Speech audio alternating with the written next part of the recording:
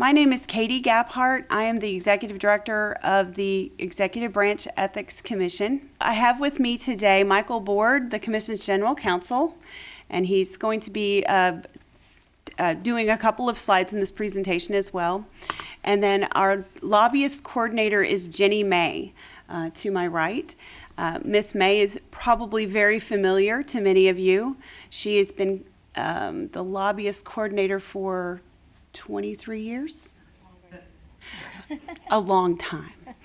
We won't get into the date. So she is invaluable to the Commission. She is an excellent source of information for all of your questions related to lobbying. If you call me, I'm most likely going to go to Jenny. Although I try to answer your questions as well. I've only been with the Commission for 8 years, so Jenny's got many more years of experience with this. But we all are now, hello, good, welcome. If everyone could sign in, we have a sign-in sheet up on this table in the front, and there are materials that we're going to be discussing. Okay.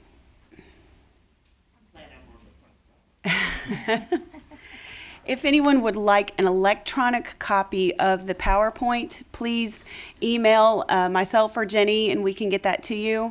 The handbook that we are providing, we can also provide to you in a PDF form. So just let us know if you need those materials.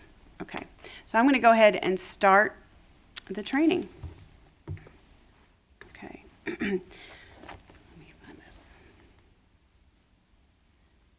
Okay, so the Executive Branch Code of Ethics, half of the Ethics Code applies to public servants in the Executive Branch. We're not going to be talking about those principles today, but we have other trainings if you're really interested in attending those trainings. We can let you know the dates of those. But today we're going to be discussing the provisions of the lobbyist registration process, which is contained in CARES Chapter 11A, Sections 201 through 246. During the 2019 General Assembly session, Senate Bill 6 was passed. Senate Bill 6 will go into effect June 27th, so next week. And we also have an emergency regulation that was filed with the LRC on on May 15th, which went into effect that date. We have, so that's 9 KAR 1040E. The ordinary amendment to 9 KAR 1040 is currently in the process of being amended. June is the open comment period, which ends on June 30th. After attending today's session, if you have questions or you would like to submit a comment, an official comment, during the comment period, please submit that by June 30th to me. Or just to the Ethics Commission, and we will make sure that we, during the process, respond to your comments. Otherwise, if you just have questions, we'll be happy to answer your questions. But I do want everyone to realize that this Senate Bill 6 provides some issues of first impression for the Ethics Commission. The definitional sections have been greatly expanded. And we get a lot of questions about, well, what does this mean? And what does this mean for me?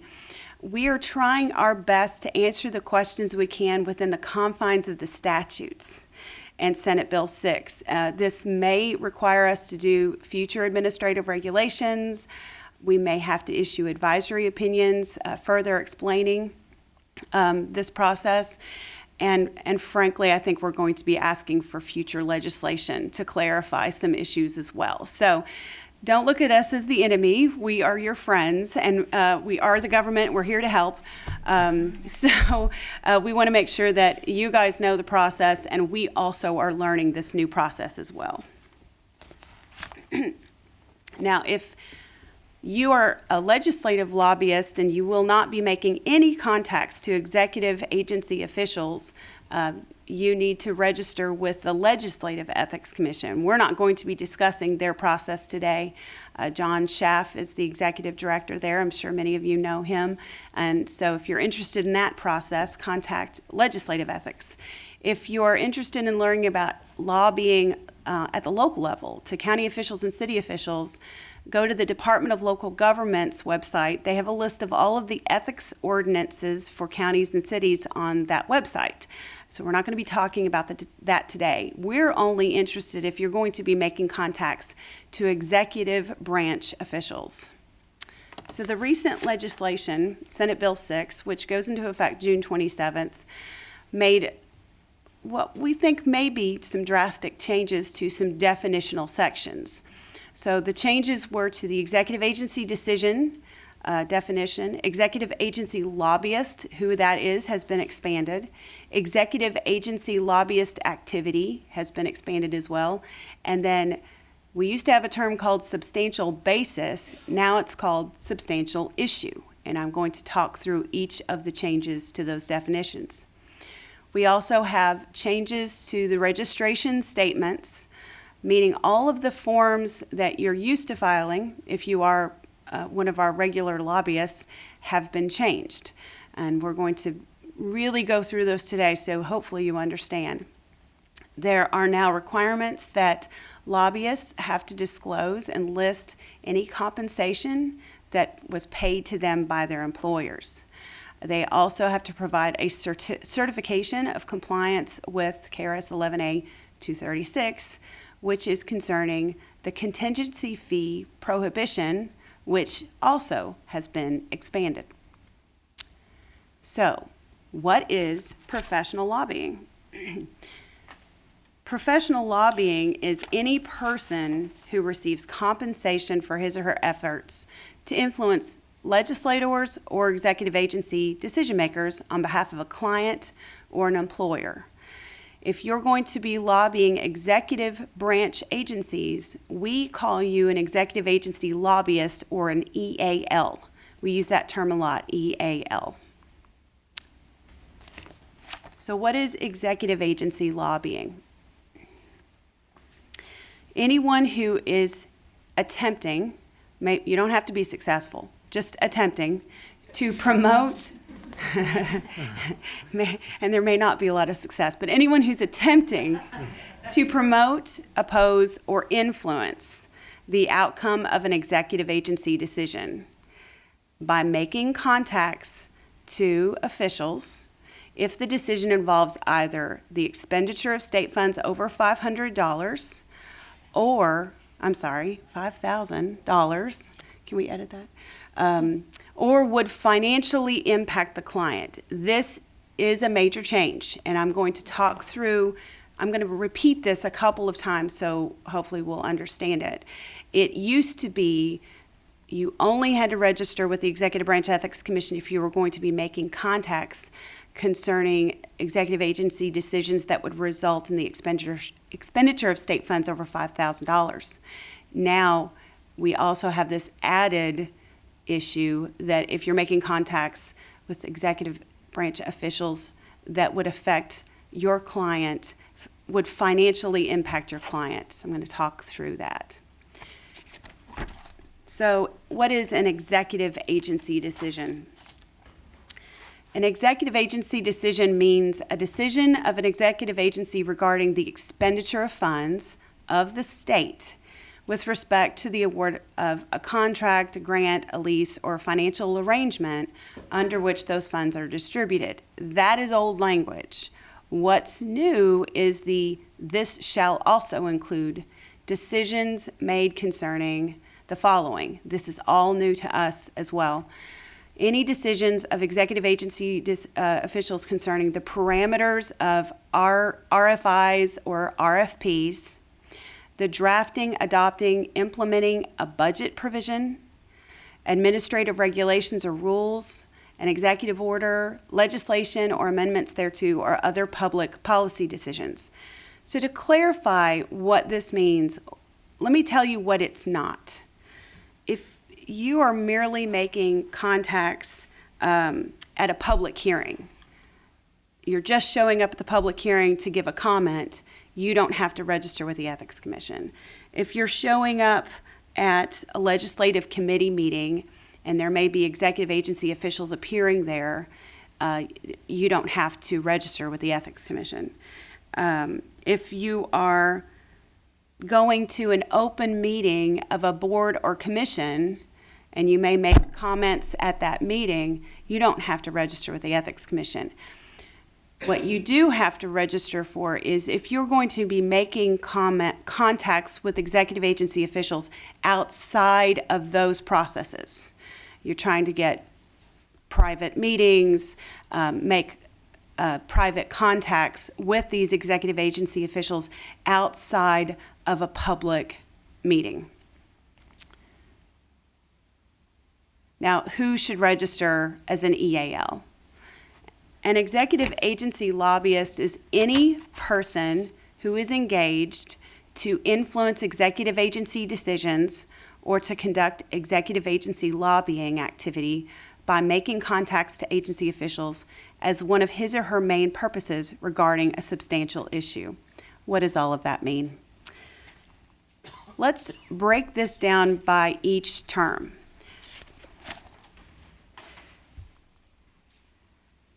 Every term I'm about to give is the statutory definition, and then we're going to try to give some examples of what some of this means. So who should have to register? First of all, you have to be a person, but a person is not just an individual. A person can be a partnership, a firm, a joint venture, a company. It could be a trust, a corporation, an LLC.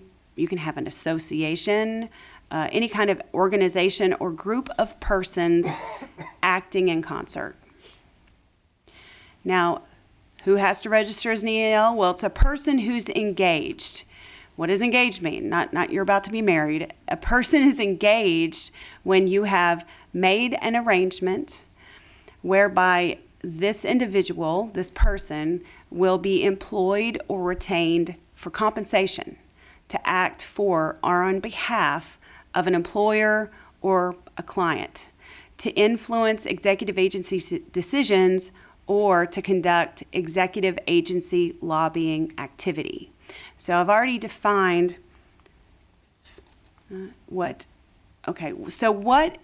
an EAL is engaged, what does this mean? Well, it means that this person is receiving compensation to perform a service for his or her employer or client. So compensation means any money, anything of value, any economic benefit that's conferred or received by this person in return for performing those services. So when you are engaged with a client, you have an agreement, you have an arrangement whereby you agree to make these contacts with executive agency officials on behalf of your employer or your client.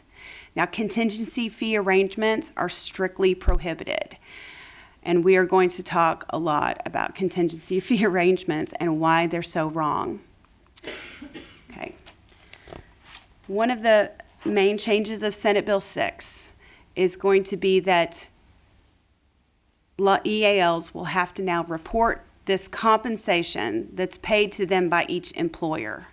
And every employer on their statements will have to list the compensation they paid to each EAL. Now, Senate Bill 6 does not state a specific method for reporting compensation. All we have to go by is the definition of compensation that is right here. So compensation means any money, anything of value, any economic benefit conferred on the EAL. So what do? Now, if you want to list the compensation you receive monthly, annually, prorated amounts based on a percentage of your time actually conducting lobbying activity, I think the answer to that question is yes, all of that's correct. However you want to list your compensation or however the employer wants to list the compensation is up to the engagement or the arrangement you have with that employer. Hopefully we can get some guidance in the future from the legislature exactly what they mean. Because it may be different for every firm, every EAL, every employer may be different how they compensate their EALs. So this is something that moving forward we hope we can give more guidance, but right now all we have is the definition to go by. So provide a good faith answer to the best of your knowledge what your compensation is. So who should register as an EAL? We've already talked about the definition of executive agency decisions. But what is executive agency lobbying activity? Well, the activity includes contacts made to promote, advocate, or oppose the passage, modification, defeat, or executive approval or veto of any legislation, or to otherwise influence the outcome of an executive agency decision by making direct communication or direct contacts with the following people. You can make these contacts with elected executive officials, which in the executive branch side is going to be your constitutional officers, the governor, lieutenant governor, secretary of state, attorney general. If you make contacts with any secretary of a cabinet, any executive agency official, whether in the classified service or not, or a member of their staff, or any one of the officials listed in this paragraph. So if you're making a contact with, say, an internal policy analyst, they're not going to fit within the definition of executive agency official. It's going to be the cabinet secretaries, or the staff of the cabinet secretaries in these upper echelon positions. Who should register as an EAL? So we've got a person engaged to either influence executive agency decisions or conduct executive agency lobbying activity as one of his or her main purposes. This term is not defined. What does it mean? Well, in practice, the way we've always interpreted it means a person who regularly engages in making these contacts on behalf of his or her employer or client. If you rarely or never make contacts, and again, you don't have an engagement or an arrangement to make the contacts, then you don't have to register with the commission. It's the person who's made the agreement to make these contacts on behalf of the client or the employer. Now, you're making these contacts to influence an executive agency decision regarding a substantial issue. Well, what does that mean? That means contacts which are intended to influence a decision that involves one or more disbursements of state funds in a total amount of $5,000 or more in a calendar year. If you are making contacts to an executive agency official concerning the issuance of $4,999 in a calendar year, you don't have to register with us. So $5,000 is the threshold. However, now we have this big or that's now part of the definition of substantial issue. If you're making these contacts intending to influence an executive agency decision concerning any budget provision, any administrative regulation or rule, legislative matter, or other public policy matter that financially impacts the executive agency lobbyist or his or her employer, then you also have to register. So I have another slide about financial impact. I'm going to get to that in a minute. Who should register as a lobbyist? Okay, we've determined that you're a lobbyist if you're engaged to make contacts for your main purpose on a substantial issue to influence an executive agency decision. Executive agency lobbyist also includes representatives of associations, coalitions, or public interest entities formed to promote or influence executive agency decisions. That is now a new part of our statute. Now, executive agency lobbyist also includes placement agents. Placement agents are defined as an individual or firm who is trying to influence the decisions for investment purposes of the Kentucky retirement systems or the Kentucky teachers' retirement systems. And then we also have a definition of unregulated placement agents. That's a placement agent who is prohibited by federal securities law and regulations from receiving compensation for soliciting a government agency. All of these individuals could be considered executive agency lobbyists. Now, with this definition, this expanded definition of substantial issue, another impact of Senate Bill 6, what does financial impact mean? Well, financial impact is not defined by Senate Bill 6. So we, in arguing about it internally in the office, we think it will mean that in general it would be any executive agency decision that would have an effect on the financial position of your client, either positive or negative. If getting a regulation or getting a statute or having some legislation or having an executive order or budget provision will financially benefit or hurt your client, and you're engaged with the client to make these contacts on behalf of your client, then you would have to register with the Ethics Commission. So what is an executive agency? Well, you'd think that would be easy to figure out, but every time the legislature meets, we have to figure out what is an executive agency.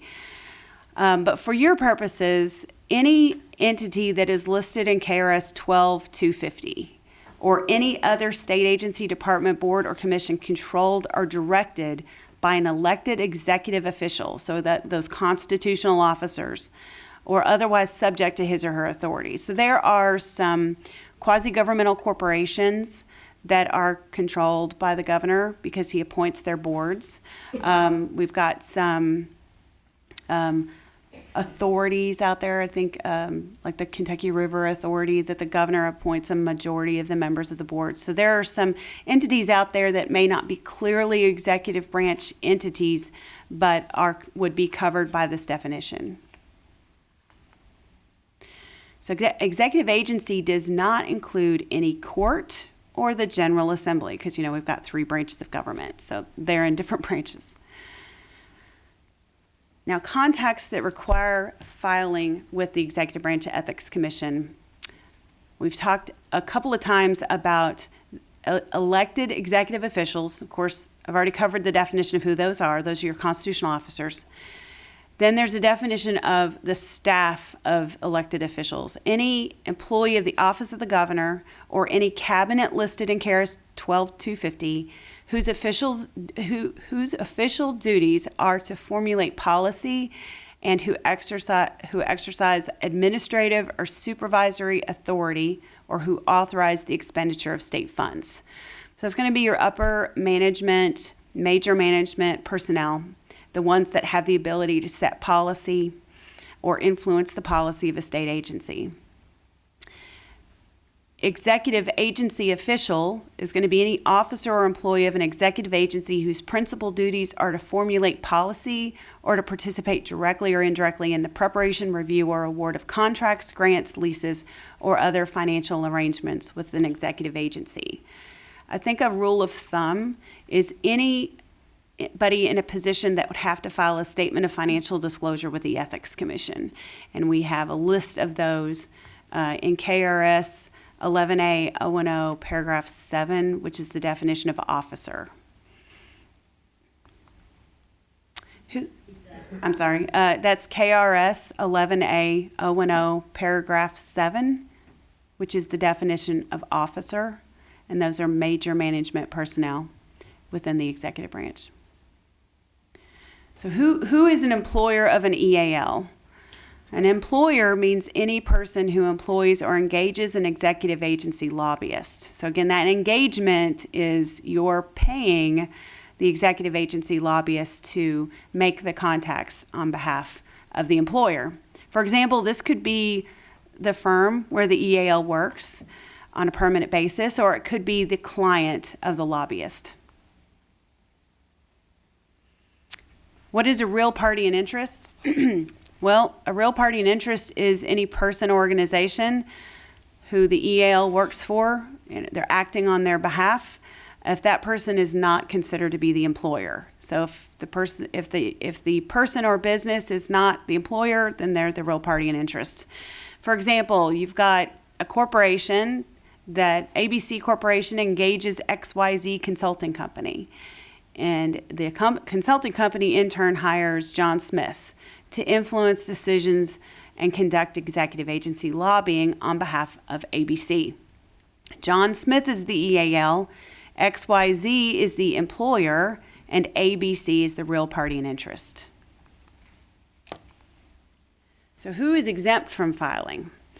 Well, persons exercising their constitutional right to assemble with others for their common good and petition the executive branch for redress of grievances. Mainly, they're going to be unpaid. If they're being paid to do that, they may have to register.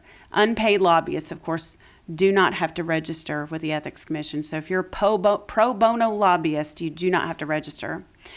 A person whose job includes lobbying as a main purpose, a person whose job does not include lobbying on a main purpose. For instance, an engineer for a public utility who sometimes is in contact with the state highway officials about moving utility lines, but his main purpose is not to conduct lobbying activity. A person whose contacts with state officials are for the sole purpose of submitting open records requests. A person whose lobbying is done during appearances at executive agencies for public meetings. As I said earlier, if you come to a public comment meeting or a board or commission meeting, you go to public meetings that anybody can come to. You do not have to register with the Ethics Commission. A person whose contacts are limited to those employees whose official duties do not include policy formulation, administrative or supervisory authority, or expenditure authorization, or otherwise would fulfill the definition of executive agency official or staff. So as the example I gave earlier, that internal policy analyst 3 is not going to be able to make official decisions on behalf of an agency. So if you contact the secretary of one of these officials or an administrative assistant of one of these officials, you do not have to register. It's when you're making the contacts with the officials. To be considered lobbying, contacts must be made with the elected official, the cabinet secretary, or officials whose principal duties are to make those policy decisions. A person who is an elected or appointed officer or employee of a state agency, a federal agency, a public college or university, they do not have to register with the Ethics Commission. Of course, we've got an exception for news media. Persons or entities that are gathering information. If they're bona fide reporters, what's a bona fide reporter? We don't know. We don't have a definition for that either. So we'll let you tell us if you are a bona fide reporter. Any publications primarily designed for or distributed to members of associations or charities or fraternal nonprofits. Any professional services performed in preparing executive agency decisions, preparing arguments regarding executive agency decisions, or advising clients and rendering opinions regarding proposed or pending executive agency decisions if the services are not otherwise connected with lobbying. So if you have employees that only do research, they're not making the contacts with agency officials, they don't have to register. So who's exempt from filing? A person submitting public comments during a public comment period, and persons acting to promote or oppose or otherwise influence the outcome of decisions by the cabinet for economic development concerning bonds, grants, leases, loans, assessments. There's a separate process for them. Now, how to register. The legislature did provide the Ethics Commission with the ability to require electronic filing. We haven't done that yet. We have to do that by we have to do that by administrative regulation, which we are not ready yet. We are currently working on an e-filing option that will be on our website. Hopefully we'll have that ready to go by July 1st, 2020. So for the upcoming filing period that starts July 1st, 2019, you can file the good old-fashioned way of sending it in by mail or hand delivering it. You can fax it. We have a special fax number dedicated for filings, 502-696-5091. We also have a dedicated email. So you can print off the form, fill it out, sign it, scan it, and email it to ethicsfiler@ky.gov. And again, we may in the future require electronic filing, but we are not ready to do that yet. So the forms, all the forms that Ms. May is about to talk about will be available on our website. Okay, so we get a lot of questions now. For the upcoming filing period, what forms should I file? Well, that's a really good question. And so the Administrative Regulation 9KR 1040 lays out this process, and we also sent a mailer to all of our registered lobbyists. So you've got two scenarios that will determine which forms you have to file. Scenario 1, if an executive agency, lobbyist, employer, or real party in interest filed an initial registration statement prior to July 1st, 2019, then he or she will file the 2016 versions of the update forms. So those are the same forms you filed last year. We changed an address. I think we changed a little bit on there, but those 2016 forms are the same forms you filed last year. So if you filed your initial registration statement prior to July 1st of this year, during our update period from July 1 to July 31st, you'll file the 2016 forms. After that, the next filing period in July of 2020, you will file the 2019 version. Okay. If the engagement will be terminating prior to July 1st of 2019, then you will use the 2016 forms to terminate and to update. So we just have a few days left. So if you want to go ahead and terminate, and your engagement has ended, go ahead and use the 2016 version of the termination and update forms. Okay. Scenario 2, if an executive agency, lobbyist, employer, real party in interest files an initial registration statement after July 1st, 2019, then you will use the 2019 versions of the initial registration, the update, and the termination forms. Of course, if you file your initial registration statement after July 1st, 2019, you won't be filing the update forms until July 1st through 31st of 2020, if you're familiar with the process. Okay, so here's a flow chart that I think is obvious, but maybe you might not. So we've got in the handbook, you have Appendix C, which provides the 2016 forms, which start on page 37. So there's your appendix. So if you filed an initial registration statement prior to July 1st, 2019, you're going to use the 2016 forms to update your registration during the next filing period, which starts July 1st through the 31st. But if you're filing an initial registration statement after July 1st and you need to terminate during this calendar year, this 2019, you will be filing the 2019 initial registration statement, the 2019 update forms, and the 2019 termination.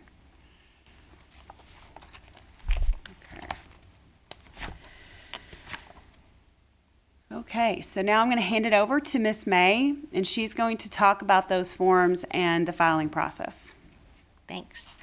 What I'm going to have you do, since most all of the information on the newer forms is the same as the one on the 2016, I'm going to have you go to 68 in your handbook, and we'll actually go over the new forms because that's probably what you're going to be most interested in, because those will be the ones that will be changing. So the registration process, as you're aware, begins with the initial registration statement. All of this information, I'm just going to highlight the things that I get most of the questions about, or I have issues with when you file your forms. Section A is fairly self-explanatory. You're just going to fill in your basic contact information there. Under question 10, the date of engagement, I get a lot of questions on this. If you're an employee of the company that you're representing, a lot of times I'll get forms and people will have the actual date they started working for the company. And that's not your engagement date. Your engagement date is when were you assigned the task, or when did you begin lobbying on behalf of the company for which you work. If you're a contract lobbyist, most of the time that engagement date is going to be the date that you entered into an agreement to represent that client. Under the employer information, just make sure that that person that you list under employer contact is indeed going to be someone that we can work with to make sure that the employer form is filed. Typically, they're going to be the person who's either supervising the activity. I mean, I have companies that have 10 or 15 people that are registered on their behalf. So it needs to be someone who will be responsible for completing the employer form and also making sure that the registration fee is paid. The real party in interest, we've already discussed what that is, and just make sure you give complete information there. Under question D, in other words, what is your purpose for registering? You had to have some reason.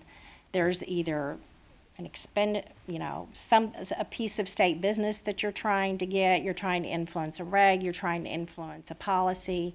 So we need a description there of what was your purpose for registration. And then, of course, you'll check off the various agencies that you anticipate making contact with. As you're well aware, when you have a change in administration, a lot of these cabinets can get rearranged, reorganized. This is the current way that they're arranged now. If there's an agency that came about through an executive order or through legislation and you don't see it on here, you have an opportunity to add that at the very end under general government. It's in very small print, but you can see it there. It has agencies not listed, so you can enter it there. This is the biggest change, one of the biggest changes under Section F. You'll be asked to list your compensation that you'll be receiving by the employer. And then under the certification, we've added the additional criteria to make sure that you certify that you're complying with the anti-contingency lobbying portion of KRS, which is 11A 236. Then the lobbyist will sign the form and the employer contact will sign it. I still keep getting forms with registration fees when the initial process is taking place, and I usually reach out, contact you, void the check. We don't accept registration fees when you register. Those fees are paid when you update. Mm-hmm. I hate to ask this, Mm-hmm. but on that item F about the compensation, always, but, well, used to be, your compensation got reported, I don't know when that changed, but whatever. How are we gonna report compensation on the initial? Because we haven't been paid. So the question is, so we can have it in the recording, and it would be helpful if you come up and ask questions at the front. No problem. So the question is, on the initial filing, there's a section that requires to list the compensation paid by the employer. If you have not been paid yet when you fill out the form, you would just list that. If you have been paid, say you get paid a retainer up front, then you would list the retainer. And as I said earlier, when it comes to compensation, it may be different for every arrangement, every engagement could be different how you're compensated. If you get paid for hourly work and you're only going to be compensated when you engage in those contacts and you submit an invoice and you get paid later, then you would list those later when you do your update at the next filing period. So again, use good faith, report what you can when you fill out the initial filing, and then when you do the update, you can list all compensation you received during that previous calendar year on your update. So does that answer your question? Okay, good. Okay.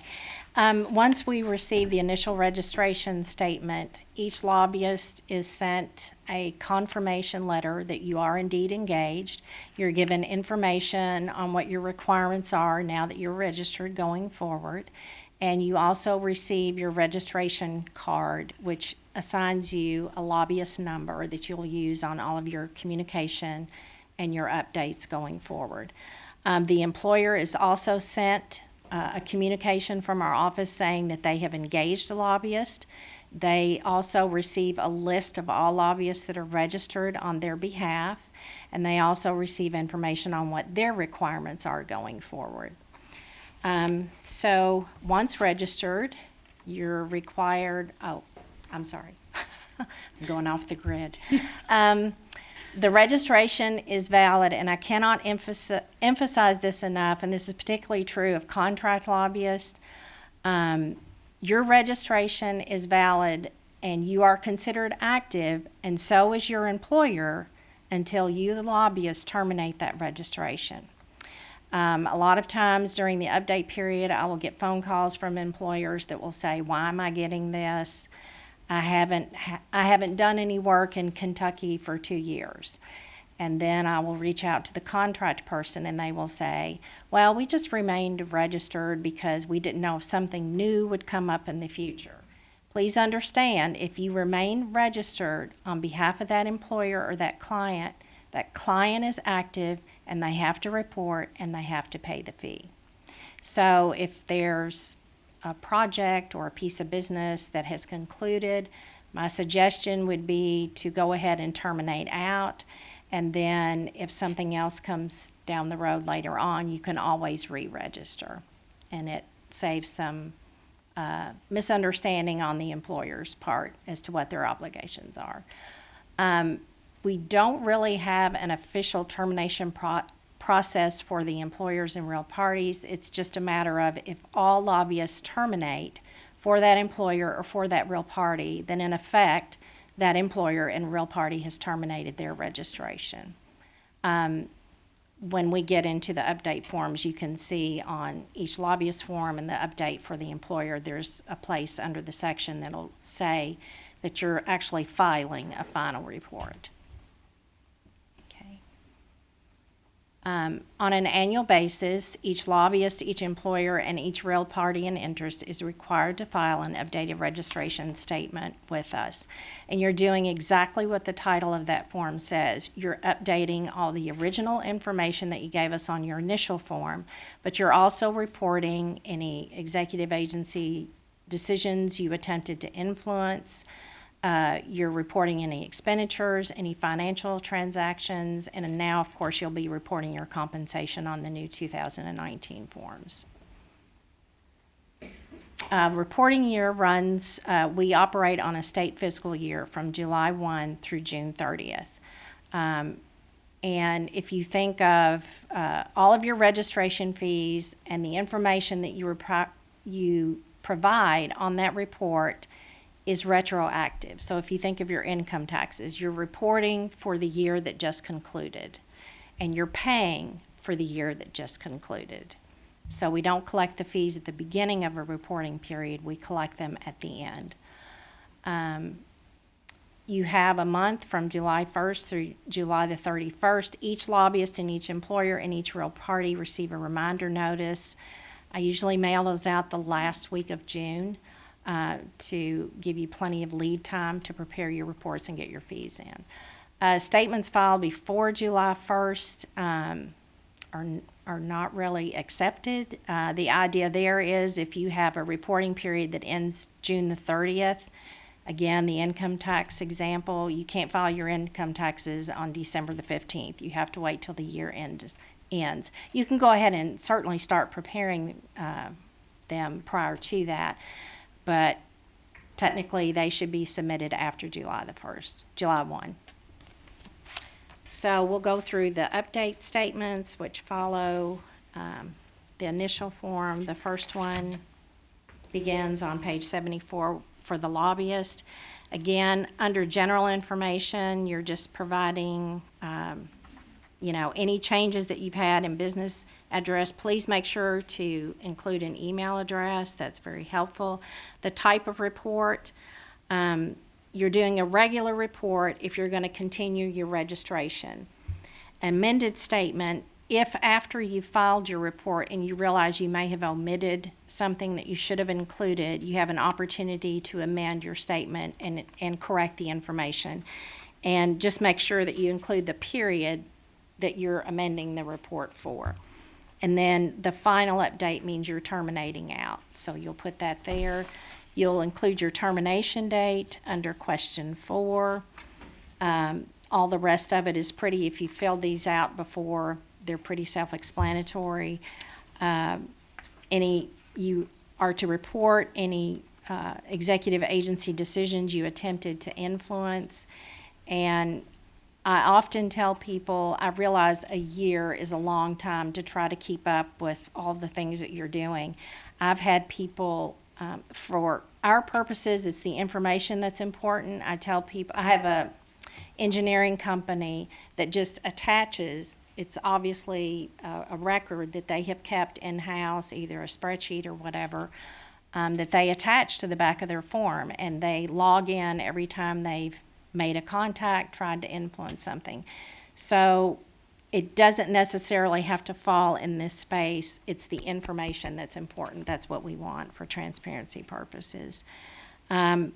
Your expenditures, and we'll get to a more I think that comes down a little bit farther, but obviously if you've had any expenditures that you've made on behalf of an executive branch official, you report those there. Same thing with financial transactions, and the compensation is reported. You're certifying again with the extra language in on the non-contingency lobbying or prohibition for that, and then signing and dating it. And the same if we go to 81, which is the employer report, A and B, same thing. Under question 4,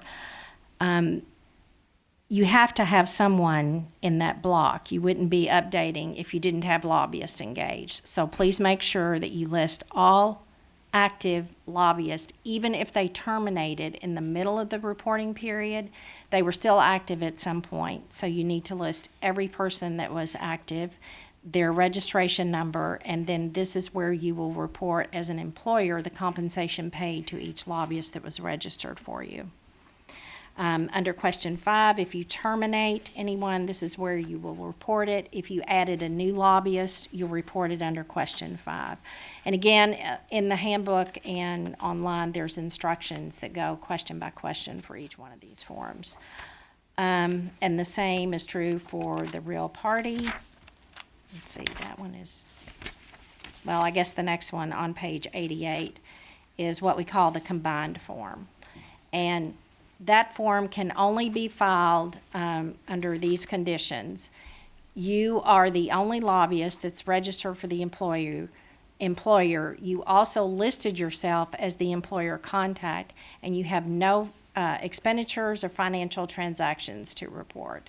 And that form is password protected, and it's password protected to make sure that we know that you can use that form, because I have a lot of people that try to use it and they're not supposed to. So that's why we have it password protected. And all the information that's required on the other update forms are required on this form as well. And then the real party and interest form, again, any changes, the type of report, expenditures, financial transactions, and the certification for agreeing to comply with KRS 11A 236. So I think I've gone over all of those. And your registration fee, that's $500 per calendar year from each employer and each real party and interest. You can pay those online using our credit card app, check. For whatever reason, I'm not sure why, but Kentucky Interactive, who does our credit card app, takes it down the end of August, so it's not available throughout the year if you need to terminate. But I do have a virtual terminal that I can use. I can take those payments over the phone if you prefer using a credit card, and there is a processing fee for that. So, next. And again, that's per employer and per real party and interest, not per lobbyist. Your failure to file or pay the fee. If an EAL, employer, real party and interest, fails to file either an initial registration statement or an updated statement, and it's not complete, the commission will send written notification by certified mail to the person or entity who failed to file the statement regarding such failure. Any person or entity so notified, you have within 15 days once you receive the certified notification from us, And once we get the green card back that says you got the letter, you have 15 days to file your report or pay your fee. And if that doesn't happen, then we do the fine process, which is $100 per day, up to a maximum of $1,000 for your failure to file. And we do, most of you know, I make a really hard effort to get all of those in before we reach that point. I will reach out to you once I've determined who indeed is delinquent. I'll do everything, email, call you to make sure we get those forms and fees in. So this just breaks down, again, what we've already covered on each form. So, and, yes. We have a couple of questions. Oh. I'm currently registered Mhm. with you all for a couple of clients. Now, do I understand that I am now going to have to recreate on my report everything I have done for the past year? Because the law's in effect now No, it doesn't go into effect till the 27th. of July? June. Okay, well. Oh, I see what you're saying. Yeah, well, it's almost in effect. In other words, before my report is due, the law is gonna take effect. So do I have to recreate all of last year? So the law goes into effect, but the administrative regulation pushed that to July 1st, and that's because we had to change the forms. So we do the forms through administrative regulation. We have statutory authority to do that. So in that process, we cut that June 27th date to July 1st to make it clear that, so for the July 1st through July 31st filing period, you're going to file the 2016 forms. So you won't be disclosing your compensation until you do the update in July 1st through July 31st of 2020, if you're currently registered. Okay? So, and we did that because there was no way we could get the forms in place and in process to cover that 4-day period. Yes? And just to be clear, we don't have to list all the contacts we've made with an agency about a regulation or legislation prior to July 1, is that correct? That's correct. You're going to be, right, it's meant to be all-encompassing. So anybody registering who's making those contacts, it's for July 1st, because there was no way we could get, because of the way the filing period falls, there was no way we were going to be able to cover those 4 days. So we'll see if our regs go through the process, but as of this point, that is, the emergency regulation says July 1st. Okay. So continuing on, this is just a repeat of, so we'll switch. No, that's okay. And again, all the things that the employer must report.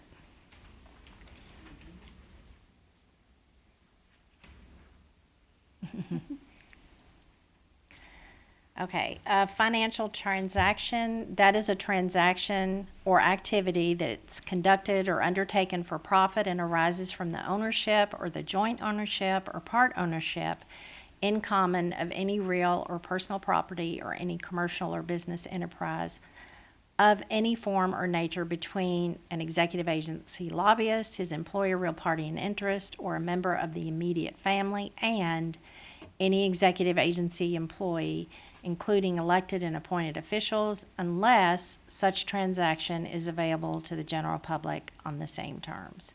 And usually that's going to mean if you're a lobbyist or an employer, you own a company or a business with the executive agency employee. So you disclose that there. And then as part of that process, if you do disclose financial transactions at least 10 days before the date on which the statement is filed, the filer shall deliver a copy of the statement to the official or employee with whom. Oh. Is it still on? Yeah, no. Okay, I'm sorry. At least 10 days before the date on which the statement is filed, the filer shall deliver a copy of the statement to the official or employee with whom or for whose benefit the financial transaction was made. And the official or employee may dispute the information contained in the statement. Disputes between executive branch officials, employees, real parties in interest, employers, or EALs may be investigated by the Commission upon the filing of a complaint by any party. And a complaint must be filed at least 3 days prior to the time a statement is required to be filed with the Commission. The time for filing a disputed expenditure or financial transaction on any statement may be extended pending the final decision of the Commission. If the Commission decides that the disputed expenditure or financial transaction should be reported, the party responsible for reporting shall include the matter in an amended statement.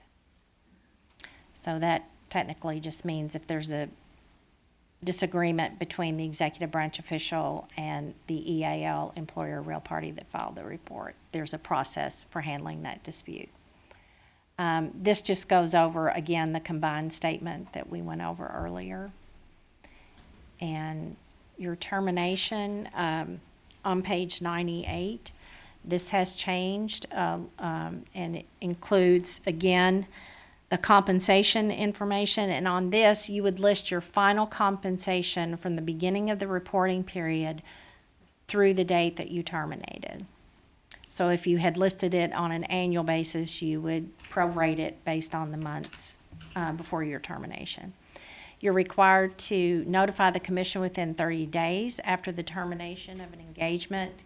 If it exists for even 1 day into a new reporting period, the EAL, employer, and the real party in interest must file updated registration statements for that period. And again, when I was emphasizing before, when you have that opportunity to terminate at the end of a reporting period and you know you're no longer going to be registered or have any business for that client, you do need to terminate. Otherwise, they'll be considered active and have to report and pay. And this is what I mentioned earlier, that when all lobbyists have terminated their registrations, then the employer and the real party has also terminated. The termination fee is just simply that when the employer terminates all of their lobbyists, they still will always owe. This is a problem I run into, is people will say, well, I'm terminating, but if you're active, because again, it's a 1-year reporting, if you're active at any time during that 1-year period, you will always owe us a final report and a final registration fee. You are required as executive agency lobbyists, employers, and real parties to retain all receipts as it relates to any expenditures or financial transactions. The way that I read this is 2 years from the date that you file your report. The language is a little complicated there. I get calls about campaign contributions. They are not prohibited. Nothing in the Ethics Code prohibits an elected official from soliciting or accepting a contribution or an expenditure from or an expenditure by any person, even an executive agency, lobbyist, employer, or real party, if the contribution or expenditure is reported in accordance with KRS Chapter 121, the campaign finance laws, which is always what I tell people, that you are obligated to follow those laws. And they are not considered gifts, and they do not have to be reported. I do want to note the campaign contributions that are not prohibited, that's actually mentioned a couple of times. So that is a big difference between legislative ethics and executive branch ethics. So I don't know why why that happens, because I think they were all written at the same time, but it is what it is. Okay, so thank you, Jenny. And again, Jenny is the resident expert on lobbying. She is a national treasure, and we all want to make sure she never leaves the Ethics Commission. Okay, so now I'm going to hand. Oh, do you have a question? Yes. Jenny, I did notice that there was not a place on the real party, unless I'm just missing it, where the compensation, a lot of the compensation on the real party. So the question is, you don't see a line item for compensation on the real party and interest form. That's true. We're following Senate Bill 6. And that's all we're going to say about that. And Okay, so I'm going to hand it over to Michael Board, the Commission's General Counsel, and he's going to talk about the penalties related to executive agency lobbying. Thank you. So I'm sure you guys are all fine people, but if we ever actually have to engage, it's because we've gotten to this stage. Because if you call the commission and you have questions about lobbying, and I answer the phone or it gets passed to me, I'm going to tell you to speak to Katie or Jenny, because the process prior to penalties is where they live and I don't live. So if we actually have to engage in conversations about this, it's because we're at this stage, and that's probably not a very good thing. But when we get to the penalty section of this, there's penalties for various things that are involved in the lobbyist section, and those are contained primarily in KRS 11A990. That's the page number in your materials. I had that marked, and I think I moved off of it, but I think it's on page 26 is where that is included. So the first section is if you fail to timely file the forms or remedy deficiencies. Now, Jenny talked about that process, that if you file something and it's incorrect, there's a deficiency, she's going to reach out to you. You're going to receive contact by certified mail. You're going to be told this isn't accurate. You need to fix this. If you simply don't file timely, you're going to get contacted by certified mail and said, you didn't file anything and you're supposed to. Please file something. And you're going to have this 15-day time period to do that. And if you don't, then this process of $100 a day up to a maximum total of $1,000 goes into place. On the next slide, we'll get to a situation where there's a failure to file at all. That comes into place when you simply don't respond. It's after this process has played out. When you're told, hey, you didn't file, and you don't file. You don't respond to that. That's when the next set of penalties is going to come into play.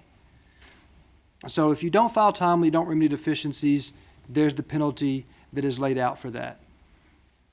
There's also a failure to maintain the records. One of the last slides that Jenny mentioned was the maintenance of records that a lobbyist is required to keep.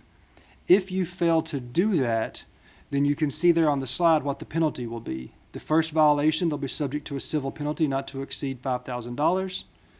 And the second and each subsequent violation will be guilty of a Class D felony.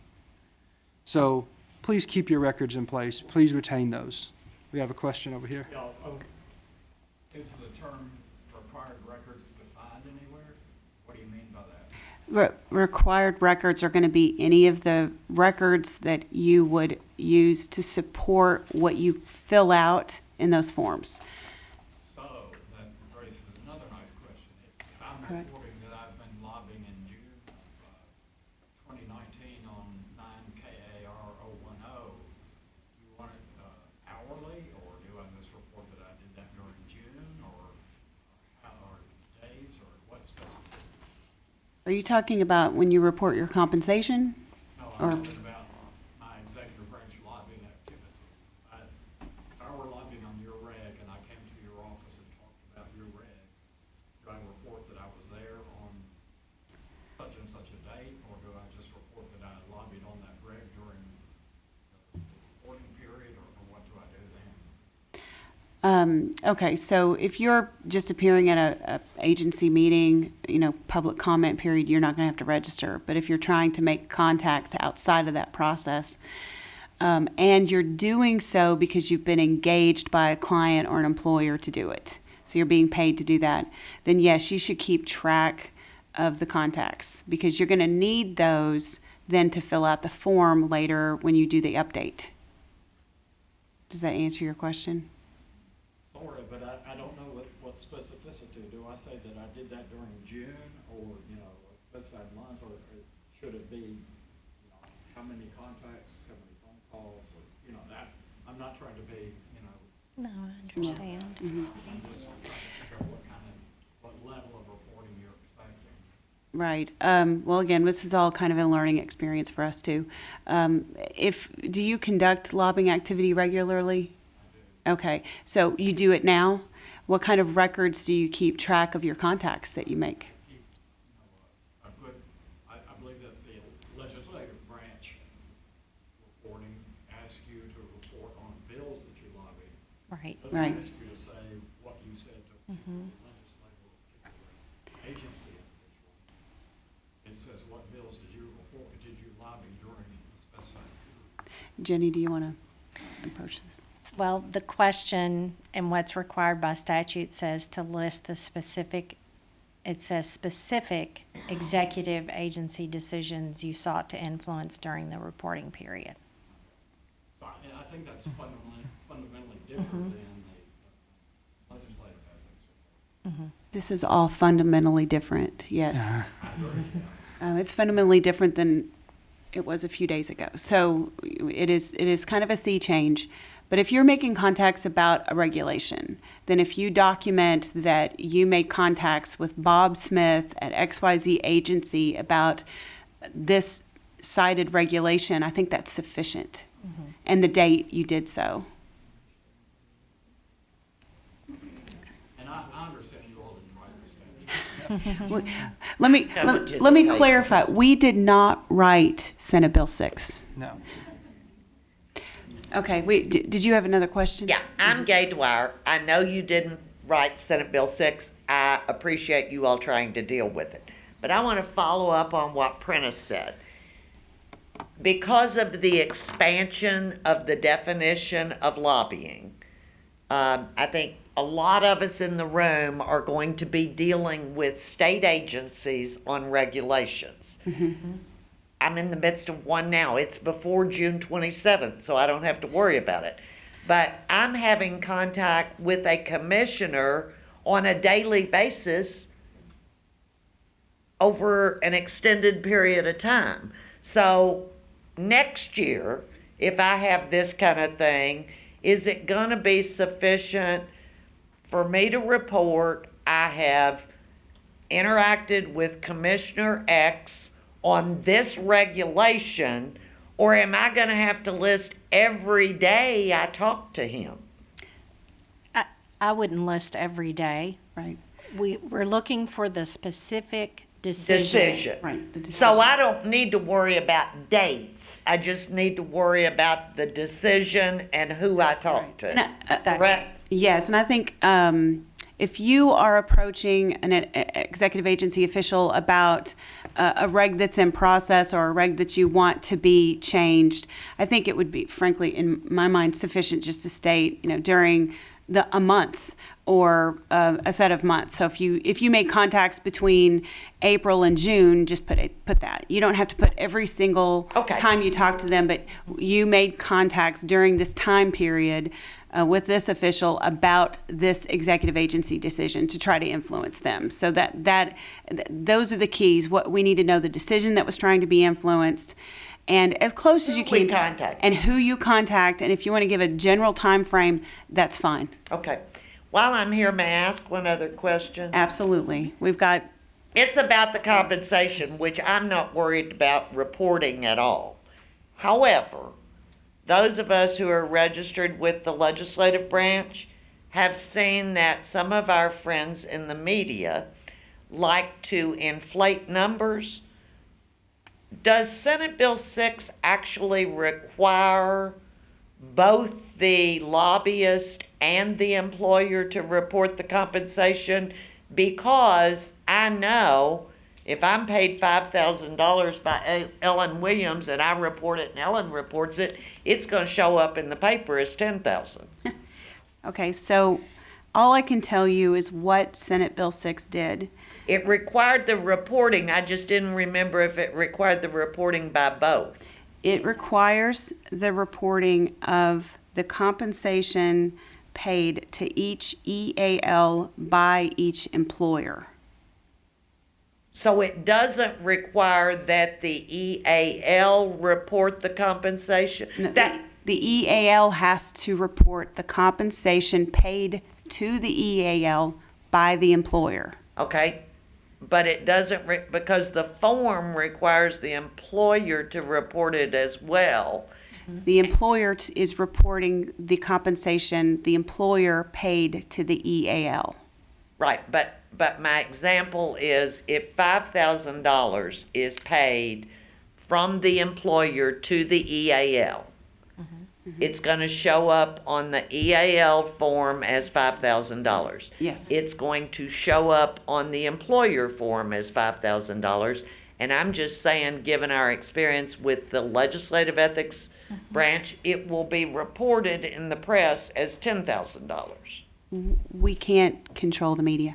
Yeah, I know, but the law does require that it be reported on both forms It's by list- both entities. It's listed multiple times in Senate Bill 6. So it's listed under the EAL reporting requirement, and then it's listed again under the employer's Okay. reporting requirement. That was just That's my question. That's where I it didn't appears. remember. So we took the exact language of Senate Bill 6 and put it in the forms. That you didn't write.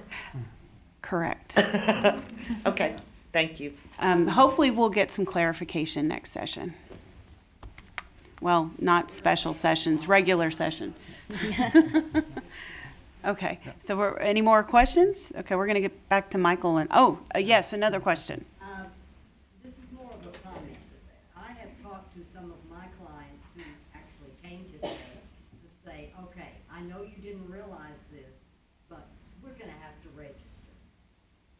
Thank you sponsoring the bill. Now, there are a lot of people who have no clue about this who are registered with the Legislative Ethics Commission. They have no clue that all of a sudden they're involved.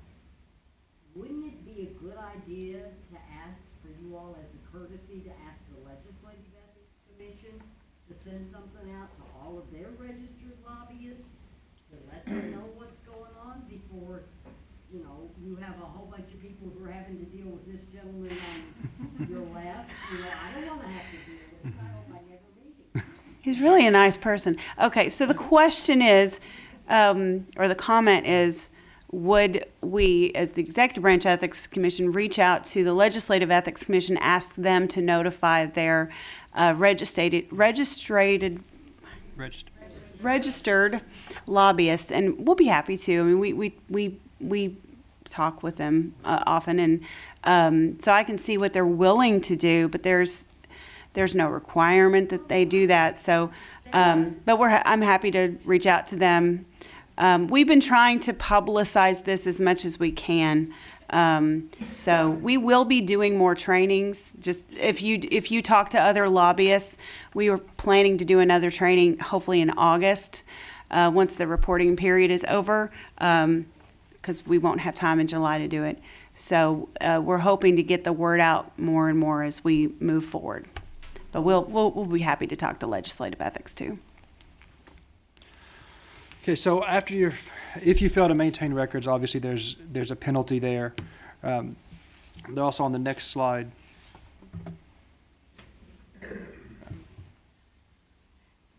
That's okay. Failure to pay the $500 fee is similar. If you fail to pay the registration fee, it will constitute deficiency in the filing, and then you'll be notified. And again, KRS 11A-990, Section 5. You have to pay that $500 registration fee. For the first violation, there'll be a civil penalty of up to $5,000, and for each second and subsequent violation will be a Class D felony.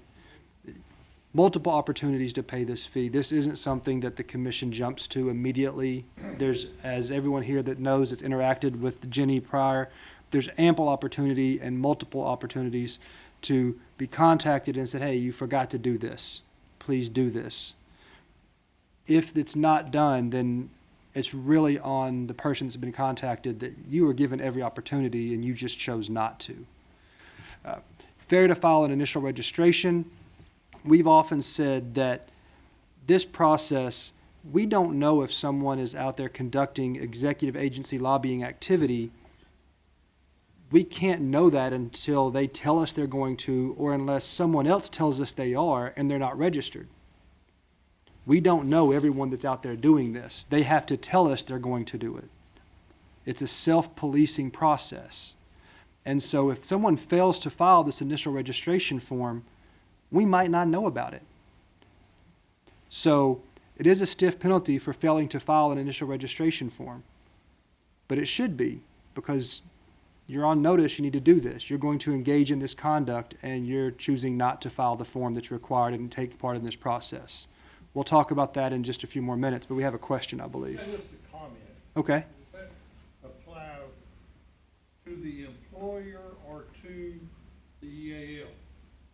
It applies, it says, any executive agency, lobbyist, employer, or real party in interest who violates that, so it applies to all of them.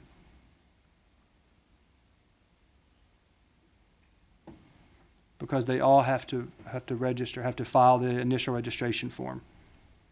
So if an employer is going to engage a lobbyist, or a real party in interest is going to engage a lobbyist to lobby on their behalf, they're required to know what they have to do to be registered as well. And we'll talk about that process. We'll talk about a case involving that towards the end of this in just a moment, and kind of how that played itself out. Again, there's intentionally filing a false initial registration statement or omitting required information. If you lie on your forms intentionally, or you leave out information and we repeatedly have to ask you to complete it and you don't, then this doesn't even have that the first time you get a $5,000 civil penalty and then you get a Class D felony. You just get it's just you're guilty of a Class D felony. Now, that's not something we prosecute, obviously. That would have to be referred out to law enforcement. But don't intentionally lie, and don't leave stuff out when we ask you repeatedly to fill it out. This shouldn't be a complicated thing.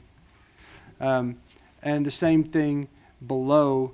However, that does include the first violation will have a $5,000 civil penalty, and then the second and subsequent violations will be a Class D felony. I don't know why there's the difference between the two. Can't speak to that. These penalty provisions did not change. These penalty provisions have been around for a while, and we did not write them. And this is also if you file a false statement of expenditures,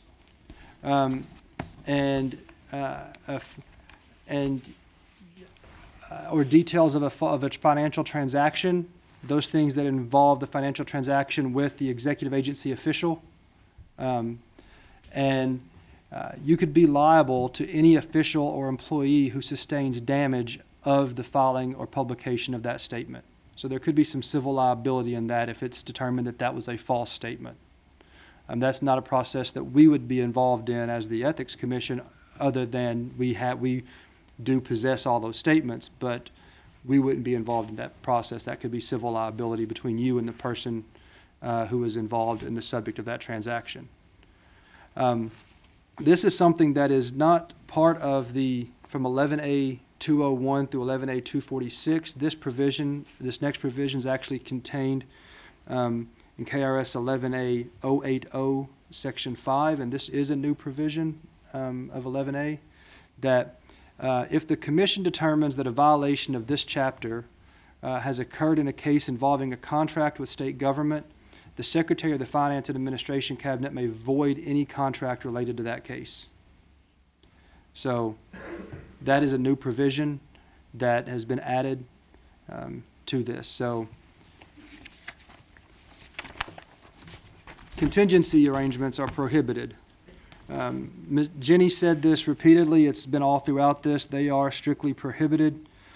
Cannot pay a lobbyist on a contingency fee basis, and a lobbyist cannot accept payment on a contingency fee basis, and it cannot be contingent in any way on the outcome of an executive agency decision, which includes payment based on the awarding of a contract or payment of a percentage of a government contract awarded. And we'll talk about that last phrase as the new part of that was added. And so any employer who enters into a contingency arrangement with the lobbyist shall be barred from doing business with the Commonwealth for a period of 5 years from the date on which the payment is revealed to the Executive Branch Ethics Commission. In violation of that is a Class D felony.